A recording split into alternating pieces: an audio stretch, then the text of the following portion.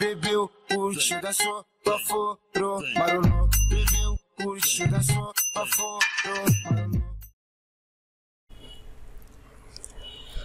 Hello everyone, ফটোশপের বাংলা টিউটোরিয়ালে Likhon info টিমের পক্ষ থেকে আমি খন্দকার তৌহিদ লিখন আপনাদের সকলকে জানাই স্বাগতম। আমরা ধারাবাহিকভাবে বেসিক লেভেল থেকে ফটোশপের টিউটোরিয়ালগুলো পাবলিশ করা শুরু করেছি অলরেডি, এবং সেই ধারাবাহিকতা অনুযায়ী আজকেও একটা টিউটোরিয়াল তৈরি করা হচ্ছে। এবং এই টিউটোরিয়ালের যে বিষয়টা আজকে সেটা হলো যে ইমেজ সাইজ, তো অর্থাৎ প্রিন্ট মিডিয়া আর ওয়েবের জন্য আমরা কিভাবে ছবির রেজুলেশন এটসেট্রা করব সেজন্য আজকে ভিডিওটা। তো চলুন আমরা দেখি। তো এই জন্য প্রথমে আমি ফটোশপটা ওপেন করলাম, এবং ফটোশপটা ওপেন করার পরে ফটোশপে আমি আপনাদের টিউটোরিয়ালটা বোঝানোর জন্য আমাকে একটা ছবি নিতে হবে। তো আমি একটা ছবি নিব ফটোশপের ভিতরে। তো ধরুন যে আমি এই ছবিটা নিলাম। তো এই ছবিটা নেওয়ার পরে আসলে ইমেজ সাইজ সম্পর্কে বুঝতে হলে আপনাকে প্রথমে ইমেজটা সম্পর্কে বুঝতে হবে যে ইমেজটা কি। আসলে আমরা যে সকল ইমেজ ব্যবহার করি সেটা যদি ফটোশপে ব্যবহার করি তাহলে এগুলা অনেকগুলা ডটের সমন্বয়ে একটা ইমেজ তৈরি হয়। আসলে ডট বলতে এখানে বোঝানো হয়েছে যে দেখা যাচ্ছে যে মানব দেহের যেমন গঠন থাকে, যে অনেকগুলা কোষের সমন্বয়ে মানুষের দেহত্বক তৈরি হয়। তো সেইভাবেই অনেকগুলো ডটের সমন্বয়ে অর্থাৎ অনেকগুলো পিক্সেলের সমন্বয়ে এই যে আমাদের ছবিটা তৈরি হয়। তো আপনি খালি চোখে আসলে বুঝতে পারবেন না ডট বা পিক্সেলগুলা। তো আমরা যদি এখানে ডট বা পিক্সেল দেখতে চাই তাহলে আমাদের প্রথমে আমরা ছবিটাকে অনেক পরিমাণে জুম করলে আমরা দেখব এই যে এত দূর পর্যন্তও কিন্তু আপনারা দেখতেছিলেন যে ডটটা কি। এখন যদি আমি জুম করি তাহলে দেখতে পারবেন যে এই যে এখানে অনেকগুলা স্কোয়ার আছে ভিতরে, এই যে এই স্কোয়ারগুলাই হলো একটা ডট। অর্থাৎ এই ছোট ছোট এই ডটগুলা সমন্বয়ে একটা এই যে ফুল ছবিটা তৈরি হয়েছে।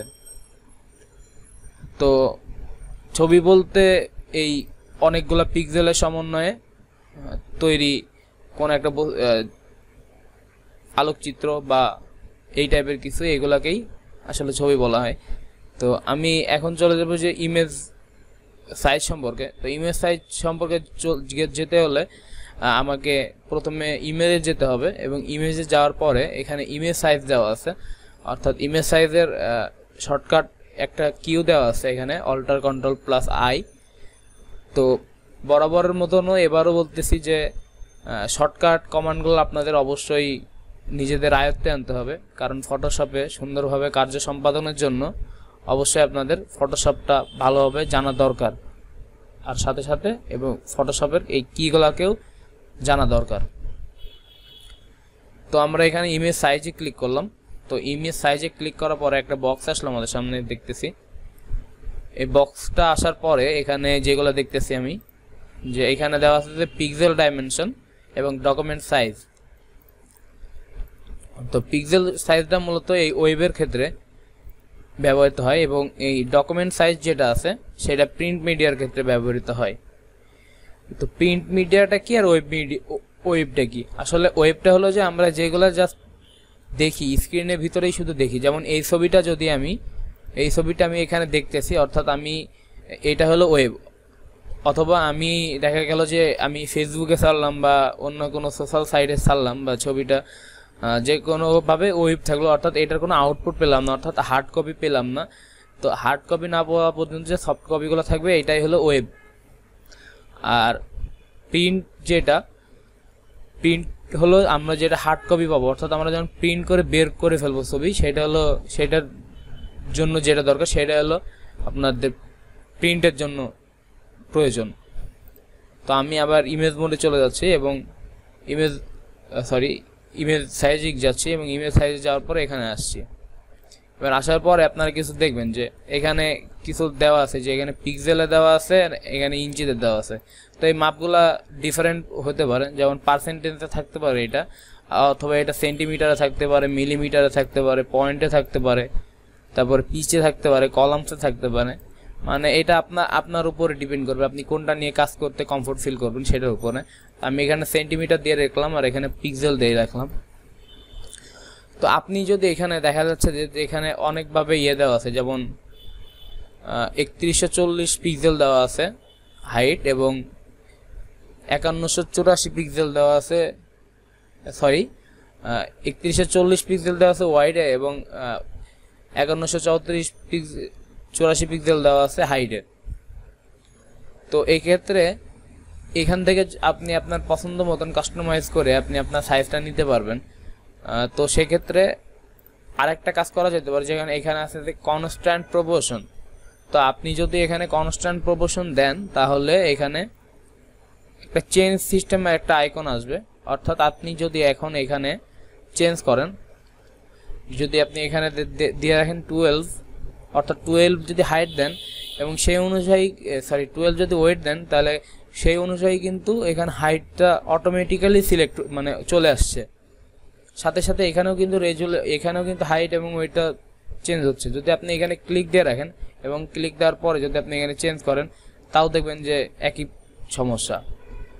তো সেক্ষেত্রে আপনি যদি এটা কাস্টমাইজভাবে আপনি বসাইতে চান, অর্থাৎ এখানে আপনি ওয়েট রাখবেন 200 এবং এখানকার হাইট রাখবেন আপনি 300, তাহলে সেক্ষেত্রে আপনি আলাদাভাবে বসায় নিতে পারেন। আর আপনি যদি চান যে না আমি এইভাবে বসাবো না, অর্থাৎ কম্পিউটার নিজেই তার প্রপোর্শন ঠিক করে নিক, তাহলে সেখানে কনস্ট্যান্ট প্রপোর্শনে ক্লিক করে আপনি এখানে বসাবেন। যদি আপনার হাইট 100 লাগে তো ওয়াইড যদি 100 লাগে, তাহলে কম্পিউটার নিজের ইচ্ছাতে অর্থাৎ নিজের যুক্তি কাজে লাগিয়ে 165 এখানে আপনাকে পিক্সেল দিয়ে দিয়েছে সফটওয়্যারের মাধ্যমে। তো যাই হোক, এবার যে ব্যাপারটা সেটা হলো যে আপনি যদি চান যে অটোমেটিক্যালি এটা নিয়ে নিক, অর্থাৎ ইমেজ সাইজটা অটো হয়ে যাক, তো এই ক্ষেত্রে আপনি এখানে অটো আছে এবং অটো আসার পরে এখান থেকে আপনি ঠিক করতে পারবেন। সেটা হলো যে স্ক্রিনে যদি আপনি এখানে দেখেন এখানে 52.36 দেওয়া আছে, তো আপনি যদি এখানে বাড়ায় যদি 60 দেন এবং 60 দেওয়ার পরে আপনি যদি ইমেজের কোয়ালিটি দেওয়া কেমন দরকার, অর্থাৎ ড্রাফট দরকার, গুড দরকার না বেস্ট দরকার, তো সেক্ষেত্রে আপনি এটা সিলেক্ট করে দিতে পারেন। তো এখানে সিলেক্ট করার পরে আমরা একটা জিনিস লক্ষ্য করব, আমি এখানে যদি আপনি 70 দেন, 70 দেওয়ার পর যেটা হবে এখানে আপনি কিছু চেঞ্জ লক্ষ্য করতে পারবেন, যেমন হাইট ওয়াইড কিন্তু চেঞ্জ হয়ে গেছে। তো এইভাবে আপনি বসাতে পারবেন। যাই হোক, এখানে আবার একটা আছে স্কেল স্টাইল।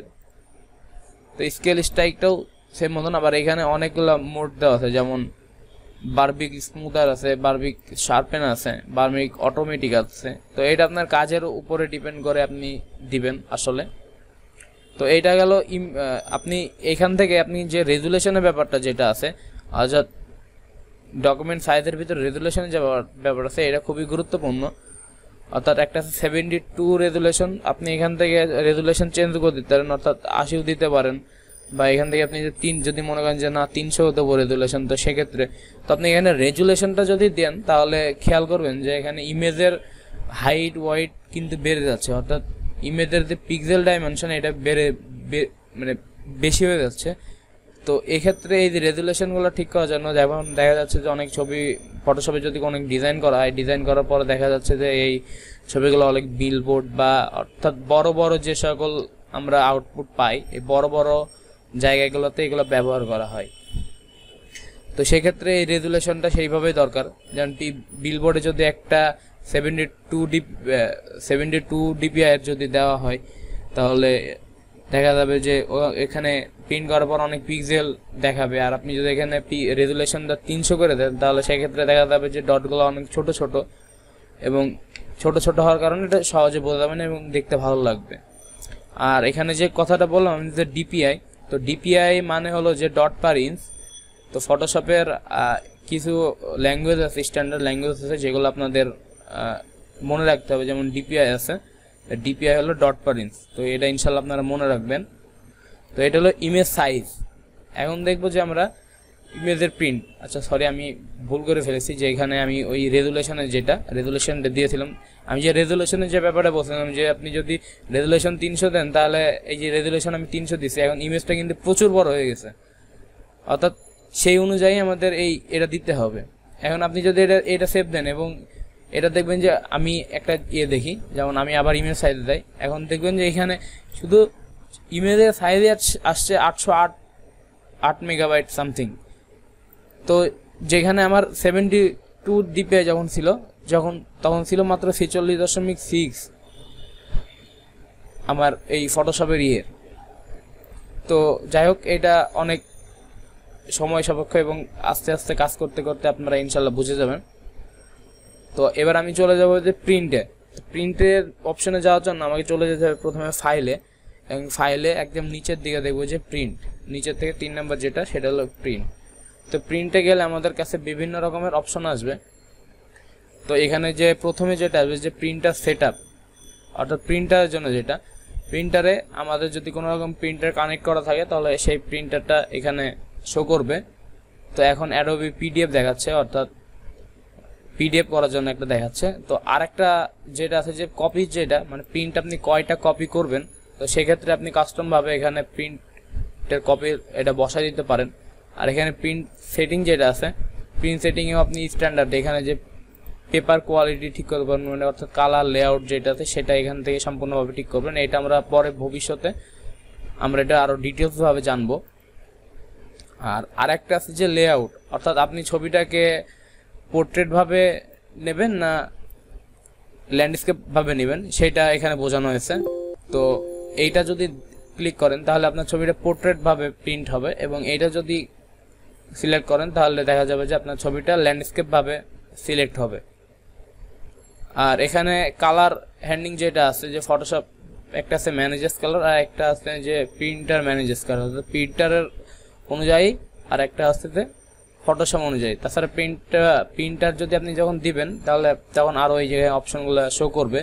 তো আমার যেহেতু প্রিন্টার নেই, তো আমি আরও ডিটেলস জানাইতে পারতেছি না এই জন্য। তো এইভাবে আপনারা এই প্রিন্টের কাজগুলা ঠিক করে বলেন। দেখা যাচ্ছে যে এই যে আমি আরেকবার দেখাই দিই, যদি এখানে ওরিয়েন্টেশনে যদি ল্যান্ডস্কেপ দেন তাহলে ছবিটা ল্যান্ডস্কেপভাবে পাবেন আপনি, এবং যদি পোর্ট্রেটভাবে দেন তাহলে এটা লম্বালম্বি পাবেন। তো এই হলো যে প্রিন্টের কাজ। তো আমি এটা প্রিন্ট দিব না যেহেতু আমার কাছে প্রিন্টার নাই। তো আজকের পর্বের যে টিউটোরিয়ালটা, যে ইমেজ সাইজ এবং ইমেজের যে প্রিন্টের যে দুইটা বিষয় সেই সম্পর্কে, তো আশা করি সবাই সাথে থাকবেন এবং আমাদের টিউটোরিয়ালগুলা যদি আপনারা নিয়মিত পেতে চান তাহলে, অর্থাৎ আপনাদের যে কাজটা করতে হবে সেটা হলো যে আমাদের চ্যানেলে অবশ্যই একটা সাবস্ক্রাইব, যদি কন্টেন্টগুলো ভালো লাগে তাহলে করবেন, এবং সাথে সাথে যদি কন্টেন্ট থেকে কিছু শিখতে পারছেন মনে হয় এবং আপনাদের যদি কোনো রকমের মতামত থাকে তাহলে অবশ্যই, যদি কন্টেন্ট ভালো লাগে তাহলে ডিসলাইক, আর অবশ্যই যদি খারাপ লাগে একটা ডিসলাইক দিবেন। আর আমার ভুল হয়েছে প্রথমে বলাটা, যে যদি মানে ভালো লাগে তাহলে লাইক দিবেন, আর যদি খারাপ লাগে তাহলে সেক্ষেত্রে ডিসলাইক দিবেন। তো অবশ্যই যদি খারাপ লাগে ডিসলাইক একটা দিবেনই, কারণ আমরা বুঝতে পারছি না নিজেদের, কারণ প্রথমের দিকে যে আমরা আপনাদের কতটুকু সার্ভিস ভালোভাবে দিতে পারছি। তো যদি ভালো লাগে তাহলে লাইক অথবা ডিসলাইক। আর যদি কোনো রকমের ইনফরমেশন দরকার হয় অ্যাবাউট ফটোশপ, শুধু ফটোশপ নয়, টেকনোলজি রিলেটেড যদি অন্যরকম কোনো রকমের ইনফরমেশন দরকার হয়, তো সেক্ষেত্রে আপনারা আমাদের কমেন্ট বক্সে কমেন্ট করতে পারেন। আর সাথে সাথে যে ব্যাপারটা সেটা হলো যে আমাদের একটা ফেসবুক পেজ আছে লিখন ইনফোর, তো আপনারা সেই পেজে লাইক দিয়ে আমাদের সাথে থাকতে পারেন। আর যে ব্যাপারটা যে আপনারা আমাদের টিউটোরিয়ালে অবশ্যই ফিডব্যাক হিসেবে যে কাজগুলো করতেছেন নিয়মিত আপনারা কাজগুলো করবেন। তো ফটোশপ এমন একটা জিনিস, যদি আপনি একদিন কাজ করার পর আরেকদিন বসে থাকেন তো ওই গত দিনেরটা তেমন আর আয়ত্তে নিয়ে আসতে পারবেন। অর্থাৎ আমি আজকে টিউটোরিয়ালটা দেখলাম, টিউটোরিয়ালটা দেখার পরে যদি আমি সাথে সাথে কাজ না করি তো দেখা যাবে যে একদিন পরে 30% বা 40% ভুলে গেছেন, আবার আপনাকে রিমাইন্ড করে দেখতে হবে। তো আমার সাজেশন অনুযায়ী যে আমাদের টিউটোরিয়ালটা দেখবেন, সাথে সাথে ফটোশপটা ওপেন করে কাজটা করার চেষ্টা করবেন, তাহলে ভালো থাকবে, মানে ভালো হবে শেখার ব্যাপারটা। তো আগামী পর্বের জন্য সবাইকে আমন্ত্রণ জানিয়ে সবাই সুস্থ থাকবেন, ভালো থাকবেন এই বলে আজকের টিউটোরিয়ালটা শেষ করছি। টাটা।